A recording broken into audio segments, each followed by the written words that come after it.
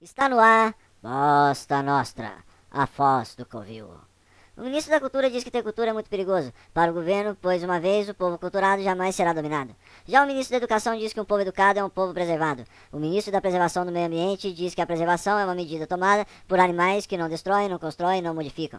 Já o ministro da Teoria da Relatividade diz que uma vez que não se modifica, mais próximo do centro se encontra. E devido à inteligência humana, o mesmo sempre quer fazer mais e mais e mais, e jamais está satisfeito. Atenção, para sua satisfação, já que jamais está satisfeito, compre e coma o pastel do japonês. O pastel do japonês satisfaz os seus desejos e mata a sua vontade. Com vocês, o ministro da Gravidade. Eu acho que a gravidade é o responsável pela demanda agrária, que sempre em queda pode um dia vir a subir.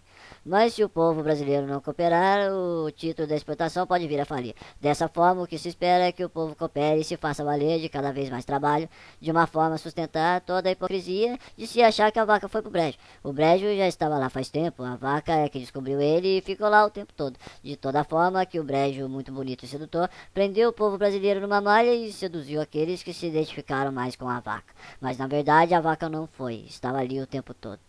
O ministro da Gabeira diz que se gabar por se identificar com a vaca é uma tremenda de uma bobagem, pois quem se identifica com a vaca é aceitar uma realidade muito estranha para um povo que gosta de ser livre, e que o brejo, se o brejo está ali é porque ele tem que estar. Já o fato da vaca estar ali no brejo, veja primeiro os motivos dela para depois saber das intenções. Já o ministro da Jaqueira diz que saber das intenções não é tudo. Se precisa-se antes saber qual é o tamanho da árvore do problema, para depois tentar reduzi-la, até não ter mais galho. Pois se o brejo está ali é porque ele tem que estar, e a vaca é que se for.